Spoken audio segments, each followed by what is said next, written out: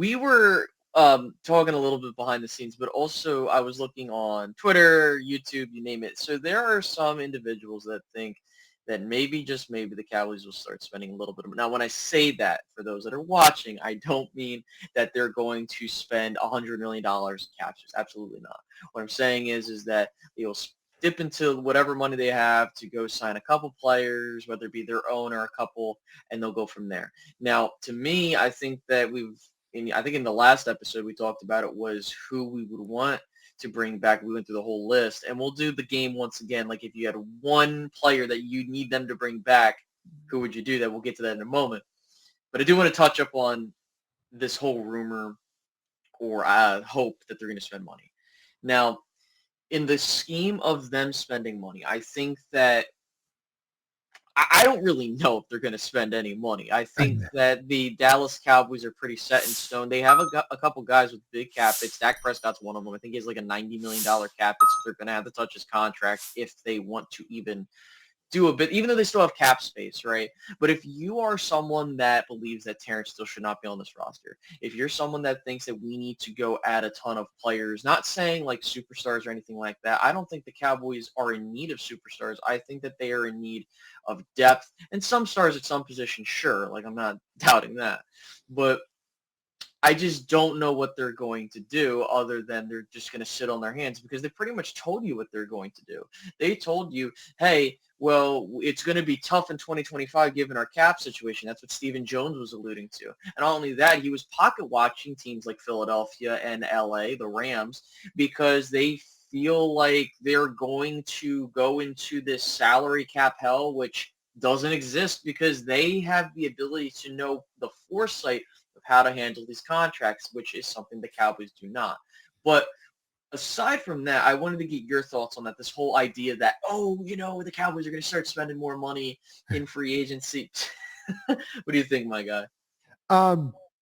First off, I do want to start off by saying Eagles are going to get themselves in a tough situation with the cap. Like, I'm not even just saying that trying to cope or anything. They got some issues coming down the line. So, like, I do understand from that perspective. But at the same time, do I expect the Cowboys to go out there and drastically improve this team through free agency? No, I don't expect them to do that. Do I want them to do that? Sure. Will they add guys to this roster? For sure. I think they'll add a few guys, but it's probably going to be along the lines of Dante Fowler, those type of guys from a few years ago, which, by the way, hey, Dante Fowler was a good player. If you can go find a guy like that for a couple $1 million, well, I think that that's awesome. But the way you're going to improve this roster is through the young players that you had this year, Beebe, Guyton, Leofau, Nealon, some of the guys going into their third year, Mozzie, Schoonmaker showed some things. Hopefully Overshone comes back and he can play at the level that we saw him play. That's how this team is going to improve for next season. And I really hope people don't think I'm being one of the Jones boys trying to sell you on something, because I'm really not. But as a fan, if you're looking for this team to improve, that's probably the way that you're going to see the most improvement with this team.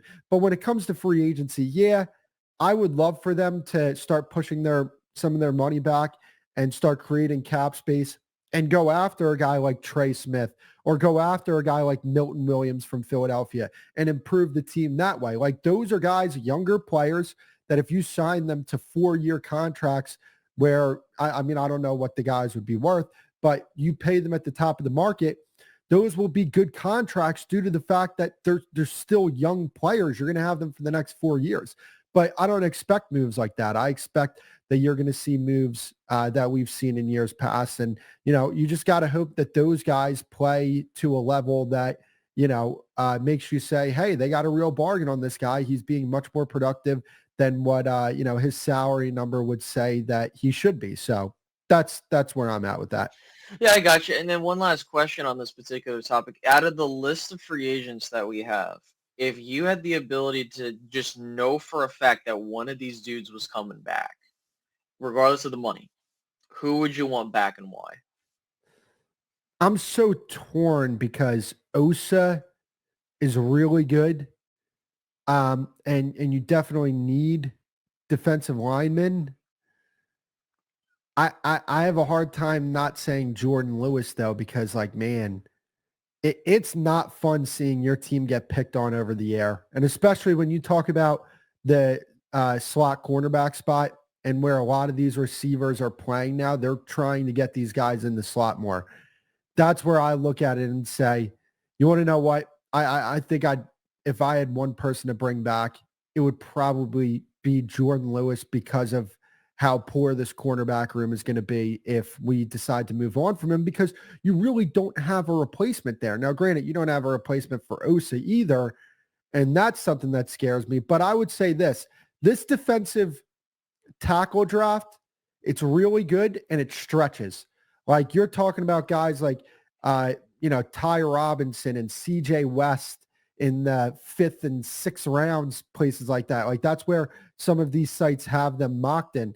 And I'm like, man, if you can get one of those guys in the 5th round, that'd be a really good pick there. So I think that's why I would go with corner, just because when you look at the draft, it is very strong with defensive tackle and it does stretch. Yeah, that's a great pick. I was even like before the show, I'm like, man, who would I want back? Lewis, Osa, or anybody Hopefully they else? don't need to make that decision. Hopefully, hey, we bring both these guys back. See, that's what I'm saying. They could do that, and they're gonna Exactly. bullshit, and they're gonna be like, well, guys, we can only afford one of these players. And fuck that.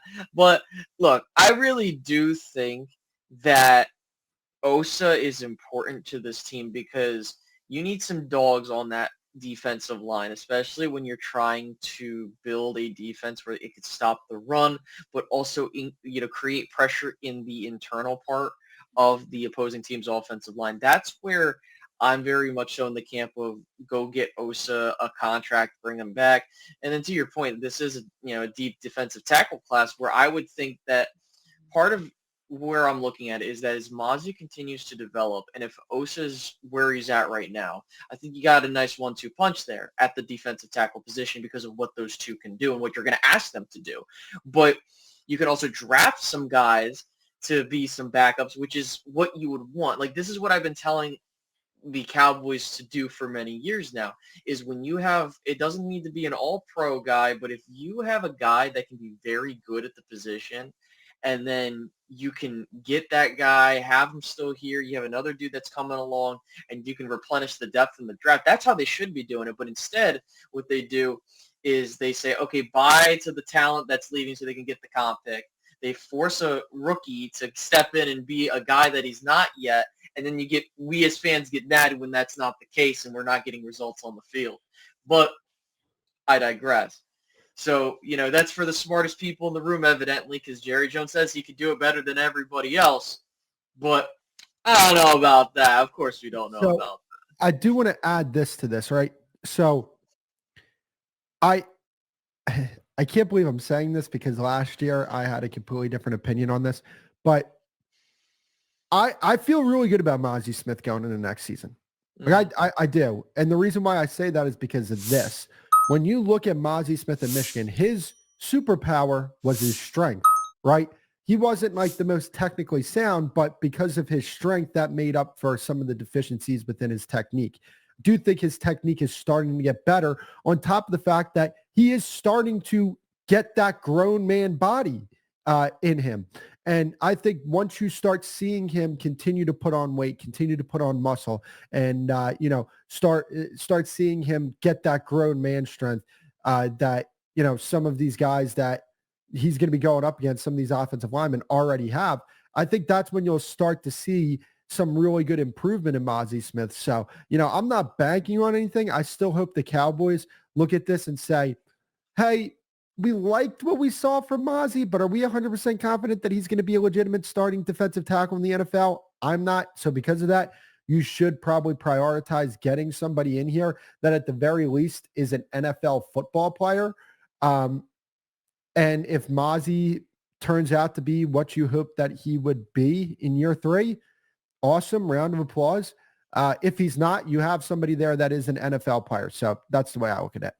Yeah, for sure. Absolutely. I think that that's one of the big bright spots is that Mozzie showed improvement. It wasn't like he was stuck in the rut and we were like, oh no, like what are we going to do?